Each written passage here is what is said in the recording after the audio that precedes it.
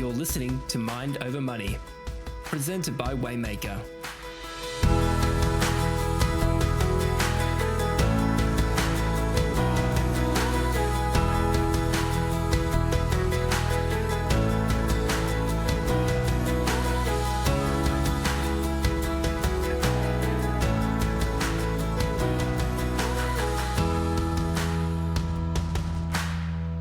G'day, Archie. G'day, Lachlan. Hey, good to chat again. We are recording with Riverside FM. We are not sponsoring Riverside FM. We just think it's a great application to record on. So we're trying something different today. Hey, Archie, what are we chatting about today? Today we're going to look at the topic of cars and how we can continue to build wealth and the impact that cars can have on that. It's a great topic. I just picked up a car today. Cars are emotional purchases, I've realized, from recent experience of buying a car. It's interesting you brought up the emotional side. I mean, sales 101 is, sales are based on emotions. That's the number one way of creating sales, is to dig into people's emotions. But what we're going to look at here is actually about our thinking, because a salesperson can only tap into our emotions if our thinking allows that. Yeah. So it's our thinking that actually leads to what happens. So what we want to do today is have a bit more of a look at what we're thinking, how we're thinking, because the world has radically changed over the last 30, 40 years. And sometimes we've still got thinking that goes back, to like 80 years ago and what was happening then and how our families operated then. So when we're talking about thinking, let's imagine that we want to go on a holiday. So we start to work through what that holiday is going to look like and what we want to achieve out of that holiday. So is it about relaxation, or is it about travel? Is it about adventure? So we start to process that. And then that will lead to, where we could potentially go for a holiday. And then we'll start asking the question, well, how much is it going to cost? And, how are we going to afford to pay for the holiday? But once we start thinking about it, we're starting to put things in motion, and we're going to start doing things. So that could be jumping online and doing online searches. It could be buying a book to look at different places to go to, or magazines. There's just so many ways we can look at things. Yeah, I love that. And so our thinking leads us to what we do now, what happens, our decisions. So in cars, I guess if we're thinking about getting ahead financially, then our choice of car is going to be very important to that. But if we're not thinking about getting ahead, then we're probably more likely to just go out and get a car on a car loan that, we want based on, what we're thinking or what the marketing is bringing to us.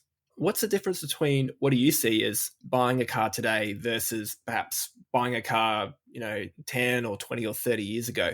Yeah. Well, when my friends and I got to the age where we could buy a car, the cost of cars were quite high in comparison to our wages. We had very low wages. So, we all pretty much bought secondhand cars, and we bought a car that we could pretty much pay cash for because we couldn't borrow to buy a car at that time. When we got solid jobs, and then, when the banking industry changed and lending became a lot freer, suddenly we could borrow, to buy a car. But we would buy a car, to probably last us 10 years or more, even 20 years was our thinking back then. Wow. That's so different from today. Yeah. and that's the change that took place, when the banking deregulated, and then we had, this huge increase in wages. Suddenly it was, very easy to borrow for a car and to, keep replacing cars and, keep on getting a bigger, more expensive car because your wage was going up. That's where we've got to sort of look at things again today and say, well, what's happening today? Are we seeing the big wage increases? What's the actual cost of the car itself? Yeah, we're not seeing huge increases, but we are seeing huge increases in cars versus wages. And there just seems to be a new car out every single day. And the cycle of cars is picking up as well. It's getting closer to what would be mobile phones. There's one coming out every single year now. And Australia has some pretty incredible marketing when it comes to cars. We were talking about this just before. Some of the slogans that we hear and what you see on billboards So we've got a couple here we found, if you recognize these guys: live outlandish, go your own way, overtake tomorrow, build your adventure. I think most people know this one. Oh, what a feeling. And it's clear that, car marketing today is highly emotive. Just look at some of the words, the adjectives that they use around cars, like dynamic steering or, wireless car charging, radar, cruise control, smart city brake support. And all this makes you feel like, A, you're missing out on something, or B, it makes your current car that you're driving feel quickly out of date and inferior. And so how do you see that marketing that we have today affecting our mindsets and what we're actually thinking about when it comes to trying to figure out what is the appropriate amount to spend on a car and what car do we actually need? I've found that when we talk to people about cars, you're pretty much going to hear a lot of different things that people feel and think about cars. So we can see, with this fear of missing out, it's about safety, or it's about how big the car is, or, whether we're going to be able to, go out on the beach, with the family. That's, going to come through. But then there's the fear of brands. Is this brand going to be good enough? There's the warranty side of things. Yes, it's got a warranty, 10-year warranty, but is my car going to live at the mechanics getting fixed all the time? So there's all these ways of thinking and operating coming through in around cars because of old thinking. It's what our family taught us. It's what's come down through the generations. And some people won't go away from Mazda, or they won't go away from Toyota. Obviously, when you've got a big business and you're building a brand, that's the sort of thing you want to happen. You want people to be locked into your brand. Yeah, definitely. But then, that's why we're asking the question today. What are you actually thinking? Because what you think will lead to these car companies marketing to you. So if you're thinking about the family holiday, well, you're going to get marketed to for the family holiday. Or if you're thinking about safety, you're going to get marketed to for safety. You could be paying a lot of money for that particular marketing, and it may not be what you actually want or actually need. Yeah, I love that. So it's recognizing how we're thinking, not just recognizing, I guess, less on the marketing, because that's what we tend to recognize the most. Yeah, the marketing's just going to tap into our emotions. So the marketing is a reflection of us and what we're actually thinking and what our emotions are doing. So if we're really attracted to a certain ad, we can actually, start to recognize, oh yeah, okay, that's what I'm thinking, that's what I'm feeling. That's what I'm attracted to, because that's what's going on inside me. I can give you a good example where I heard a program, this is back in the 90s. It was a safety program on cars, and I straight away went out and bought a Volvo, and it was the worst car I ever bought. Sorry, Volvo. And it was just, but I saw a program, it got me all safety concerned and everything. And then the marketing that I'd received as a young person was that you couldn't go past a Volvo for safety. And so then I rushed out and bought a Volvo, and I realized what I did afterwards and just went, that was silly. Look, when we were preparing for the show, we talked about how when I was a kid, 6+ kids in the family was pretty normal. So therefore you had a station wagon or a van so you could throw all the kids in, go pick up grandma, no seatbelts, no safety gear. This is before SUVs, I imagine. Yep, before SUVs. Yeah, yep. Yeah, the only off-road car we had back then was a Toyota Land Cruiser. Was the only off-road car that we had. Yeah, so that whole situation, that was what people wanted. That's what the car manufacturers gave us. But now we have less kids, and now we drive hours to work. There's so many different factors involved today when it comes to cars and what we're looking for and what's going to be actually important to us. Yeah, this car we bought today, we were factoring in car seats, and car seats are getting bigger. You mean a baby car seat? Yes, a baby car seat. Sorry, a baby car seat to put in the back. Yeah, and pram and all sorts of other gear put in the car these days. Yeah, we didn't have any of that when I was a kid. So I digress. We are talking about how we're thinking about cars. With all that said, today's actionable step is to consider the true cost before buying a car. Can you explain that just a little bit more for us, Archie? Righto. If we know how much we're going to spend on a car, we can then determine how much it's actually going to cost us. And this is a really important part of being in control of our money. And if we're in control of our money, then that's going to lead to us having more financial freedom. We don't want to be, in a position where we're just being marketed to and being driven along by marketing. We actually really need to know what we're going to spend on a vehicle and how we're going to spend that money, what that's going to mean to our long-term future financial prosperity. I love that. That enables us to drive the car happy and not have the car driving us. What are some questions that can help us discuss that and consider how much it is we should spend on a car and when to spend that? What are some of these questions we could be asking? I just picked up what you said, how much should we be spending on the car? That in itself is, it's the $1 million question. It comes back to our goals and do we know the actual cost of the vehicle? So this is often why we go out and borrow money for a car because, we can look at the loan and say, well, okay, that loan's going to cost me $100 a week or $500 a week, depending on the cost of the car. And we can go, yeah, that'll fit into my budget. Like I can do that. Whereas if you go out and buy a car and you're going to pay cash for it, you've got to have a way of actually, putting together that cash. And then, what's the true cost of that cash? So it can become very unclear, as to what the actual cost is.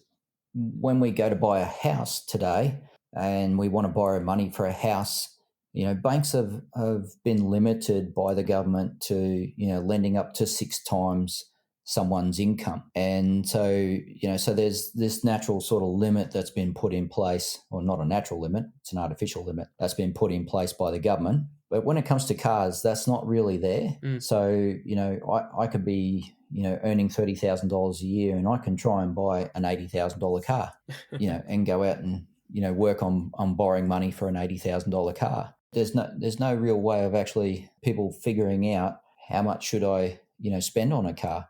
If the finance company is willing to lend me $100,000 for a car, I'll probably take it. So the question is, we've got to bring this back into our goals of how much are we willing to spend on a vehicle in comparison to our goals. Yeah. And, find out what that actual cost is.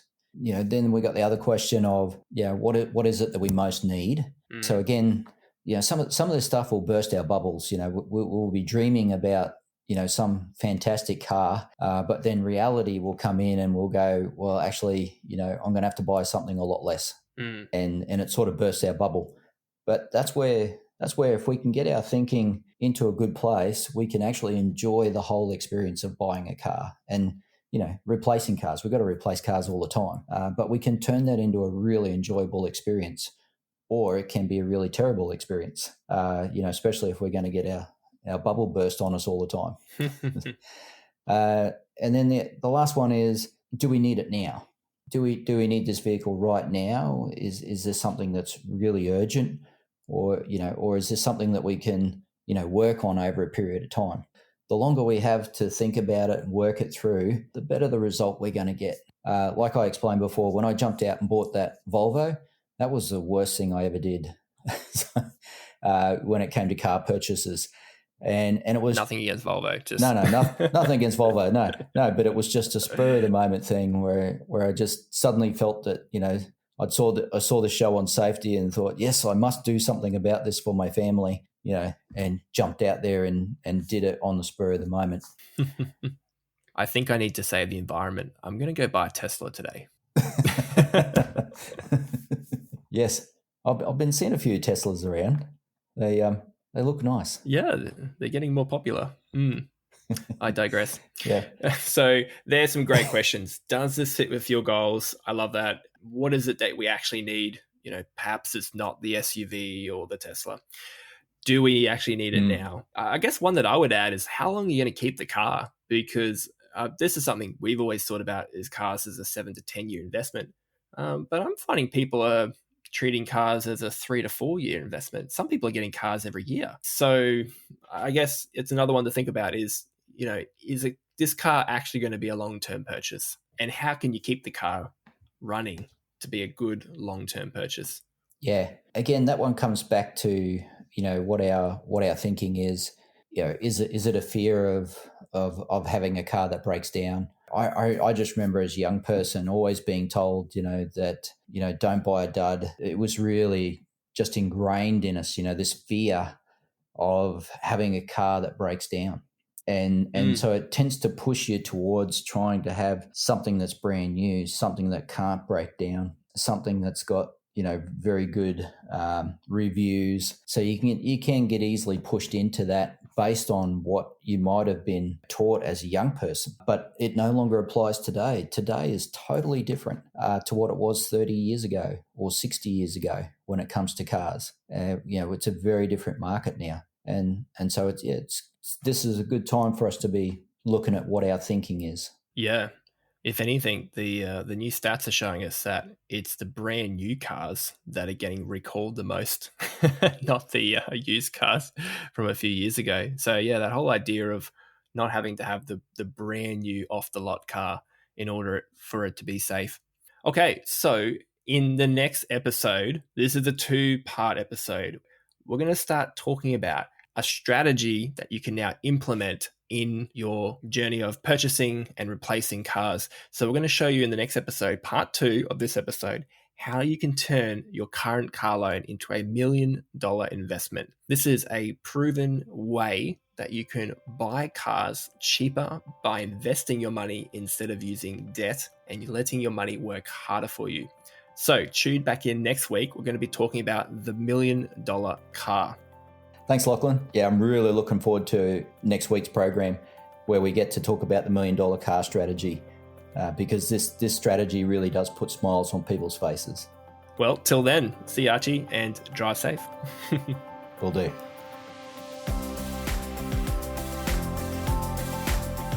Hey everyone, I hope you enjoyed today's discussion. Just keep in mind that everything we've discussed today is not personal financial advice. It is not. Please do not take personal financial advice from a podcast or a newspaper or chatty Cathy down the road. If you want to create a long-term plan for your wealth building journey that's tailored to your goals and your situation, then you should speak to a financial advisor. We can recommend one if you want. Just go to waymakerpodcast.com.au and click Get Financial Help. That's waymakerpodcast.com.au. We'll see you next time.